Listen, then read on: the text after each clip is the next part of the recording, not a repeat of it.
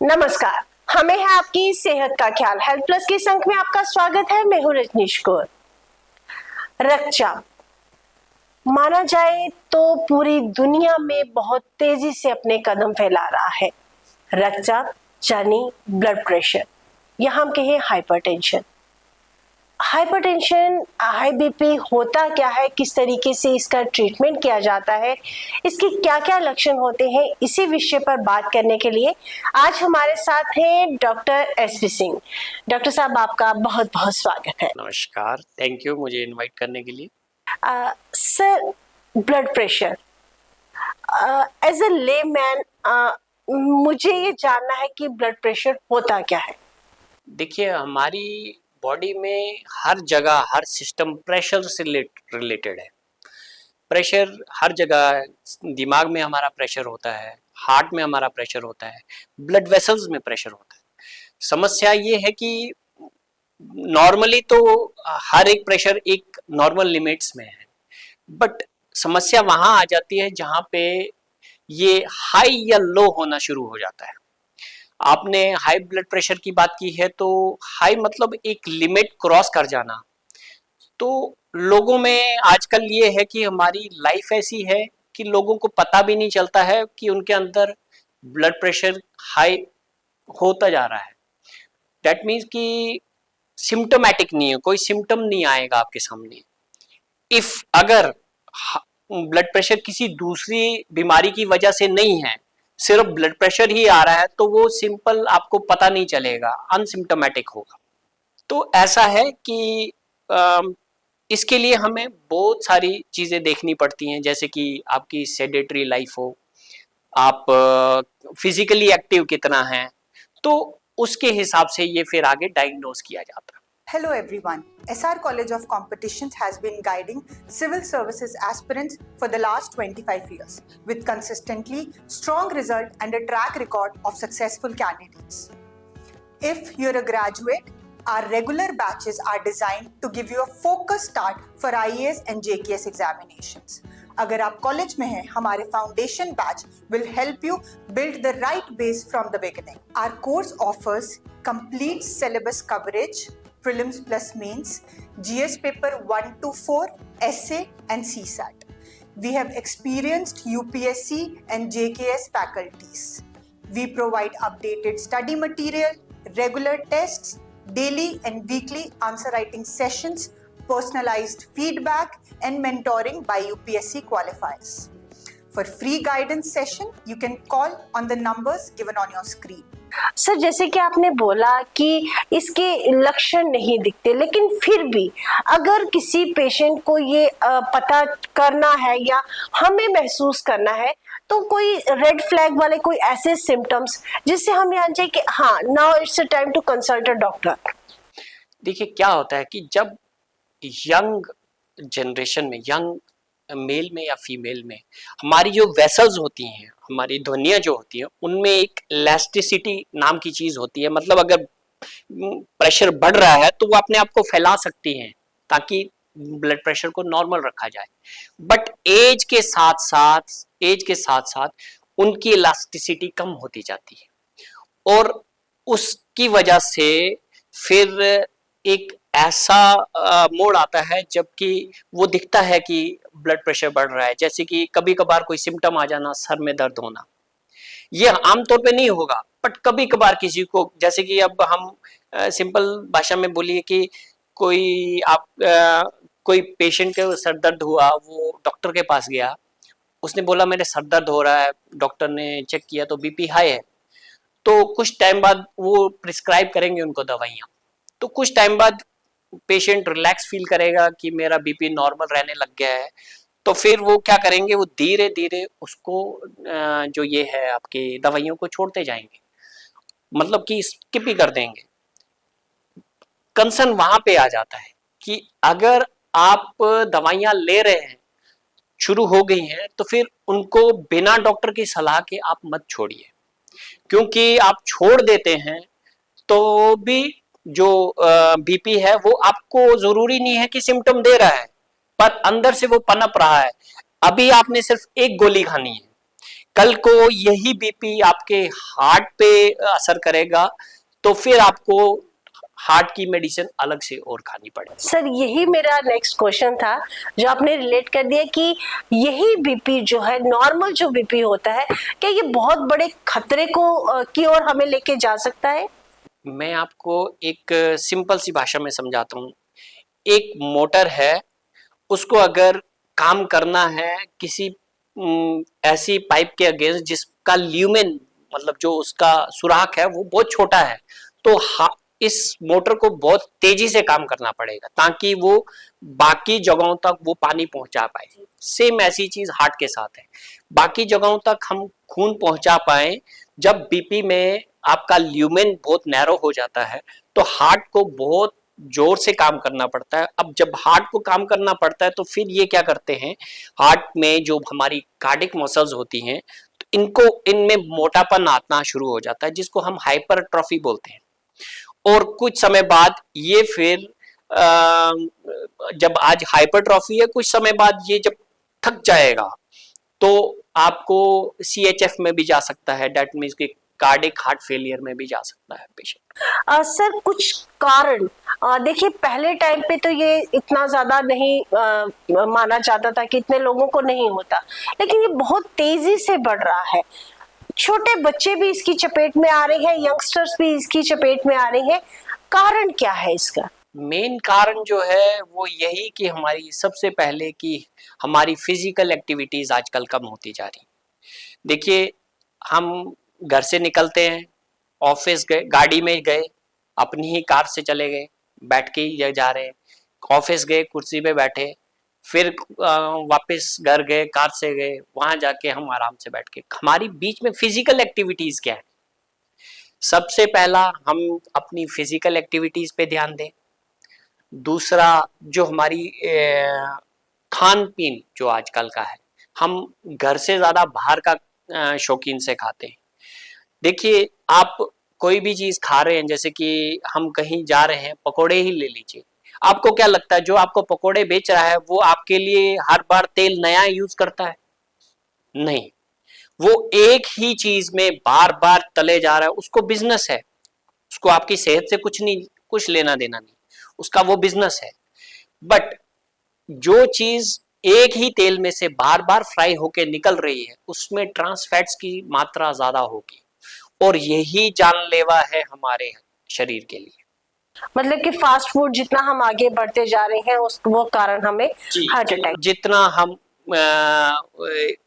Fast food खाएंगे या बाकी चीजें, फ्राइड चीजें खाएंगे, वो हम उतना इन बीमारियों की ओर ग्रस्त। ये जरूरी नहीं है कि हाइपरटेंशन ही हो, हम हार्ट की बीमारियों की तरफ भी इसकी वजह से जा रहे हैं। आप फिजिकल एक्टिविटीज नहीं करेंगे तो कुछ समय बाद आपकी हार्ट की ध्वनियों में जो वेसल्स हैं हार्ट की, उसमें कोलेस्ट्रॉल का जमा होना शुरू हो जाता है।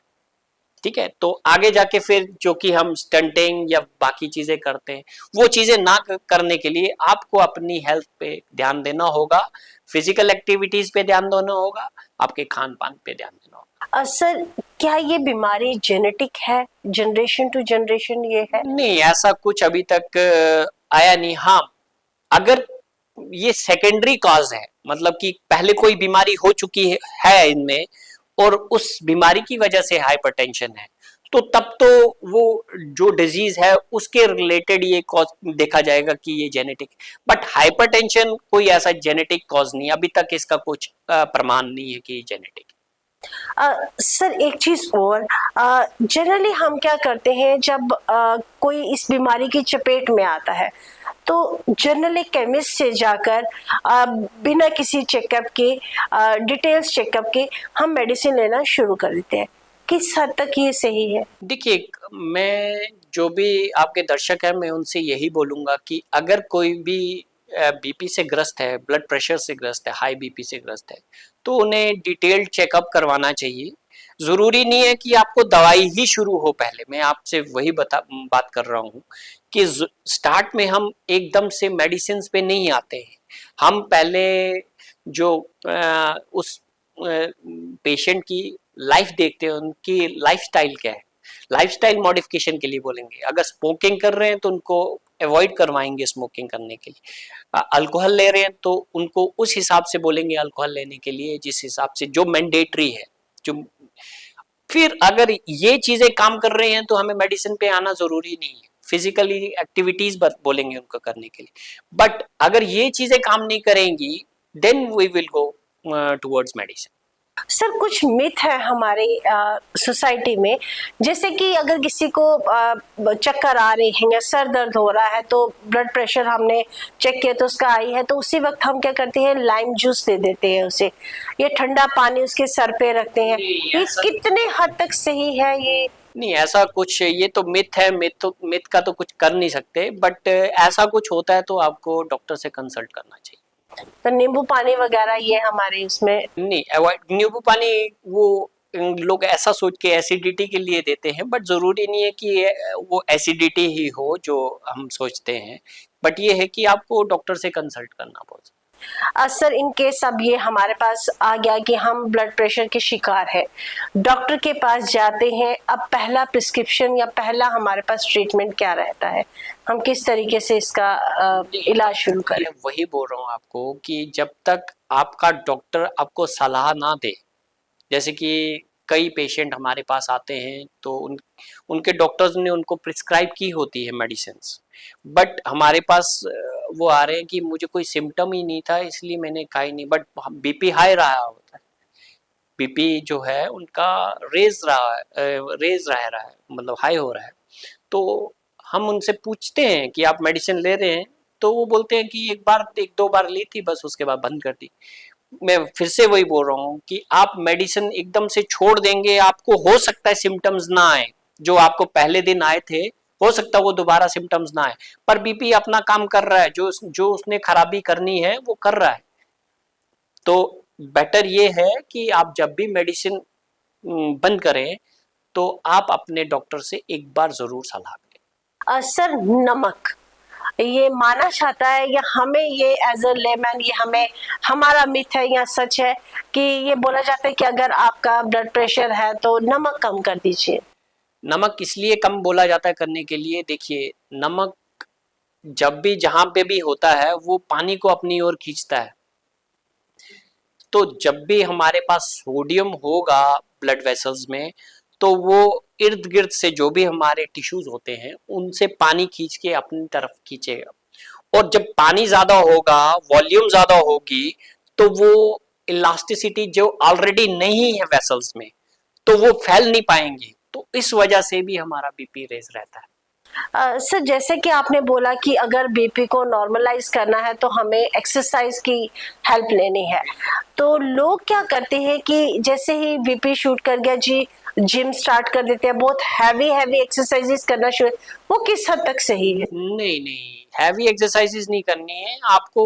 फिजिकल एक्टिविटीज नॉर्मली हर रोज 45 मिनट्स हर रोज करें, जिसमें आपका ये आता है कि 5 मिनट का आप वार्म अप करें, 15 मिनट का आप ब्रिस्क वॉक करें, हल्के हल्के पसीने की बूंदें अगर आपके माथे पे आ रही हैं तो डैट मीन्स कि आपकी एक्टिविटीज हो रही हैं। फिर उसके बाद आप कूल डाउन, जो अगला 15 मिनट है वो आप कूल डाउन के लिए रखिए।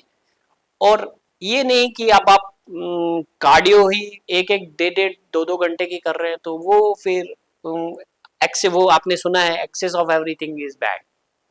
तो हमें सिर्फ 45 मिनट्स हर रोज की करने हैं, तो बेटर है कि उतना ही करें जितना आपका शरीर। हाँ, अगर आपको दौड़ने पे लग रहा है कि मेरी हालत खराब हो रही है या कुछ हो रहा है तो आपको कंसल्ट करना चाहिए डॉक्टर के साथ। सर एक और कॉमन मिथ है, मैं ज्यादातर इसलिए आपसे ये पूछ रही हूँ क्योंकि जनरली हम लोग यही करते हैं, ये माना जाता है कि बार बार ब्लड प्रेशर चेक नहीं करवाना चाहिए, 2-3 दिन का गैप रखना चाहिए, वो किस हद तक सही है? नहीं, जब स्टार्ट में हम कोई ट्रीटमेंट शुरू करते हैं तो हम मैंडेटरी 1 हफ्ते तक मॉनिटर करते हैं मॉर्निंग और इवनिंग का ब्लड प्रेशर, ताकि हम देखें कि दवाई की ज़रूरत है कि नहीं। अगर दवाई प्रिस्क्राइब कर दी है हमने तो उसके बाद भी हम पेशेंट को बोलते हैं 1 हफ्ते तक आप मॉनिटर करते रहिए, ताकि ये दवाई जो डोज दिया है ये जेन्युइन वैल्यूएबल है इस ट्रीटमेंट के लिए, मतलब जो पेशेंट है उसके लिए बराबर है ये डोज, या इससे कम ज़्यादा करने की ज़रूरत है? सर ये ब्लड प्रेशर कई बार सुनने में आया है कि मौत का कारण बन सकता है, क्या ये सही है? बिल्कुल, इस रेज़ ब्लड प्रेशर से आपकी जो दिमाग की धमनियाँ हैं उनके रप्चर होने का भी खतरा रहता है। जो ब्लीडिंग होने का खतरा है, रप्चर होंगी तो ब्लीडिंग होगी इंट्राक्रैनियल, तो उसमें ये है कि स्ट्रोक होने का खतरा रहता है। सर स्ट्रेस, एक लास्ट क्वेश्चन मेरा कि स्ट्रेस हमारे ब्लड प्रेशर को हाई करता है? बिल्कुल, कोई भी स्ट्रेस हो, कपकपी आना, फीवर होता है, कपकपी आती है, तो उसमें भी हम कभी कभार घबरा जाते हैं, बीपी रेज हो जाता है, बट वहां घबराने की जरूरत नहीं है क्योंकि स्ट्रेस है। जो ही वो स्ट्रेस कम होगा बीपी खुद ब खुद डाउन हो जाएगा। सर समय की पाबंदी है, लेकिन मैं चाहूंगी कि जाते जाते हमारे दर्शकों के लिए कोई संदेश। आपके दर्शकों के लिए एक ही संदेश है कि अपनी फिजिकल एक्टिविटीज जितनी हो सके उतनी बढ़ाएं और अपने खान पान का ध्यान दें, और अगर बीपी रेज रह रहा है या कोई भी इससे रिलेटेड समस्या है तो अपने डॉक्टर से कंसल्ट करें। सर आप हमारे स्टूडियो में आए, हमें बहुत महत्वपूर्ण जानकारी दी। उम्मीद करेंगे कि आप फिर किसी दिन यहाँ पे आए, किसी अन्य टॉपिक पे हमें महत्वपूर्ण जानकारी दें। हेल्थ प्लस के एक नए अंक में पुनः हाजिर होंगे, तब तक के लिए जय हिंद।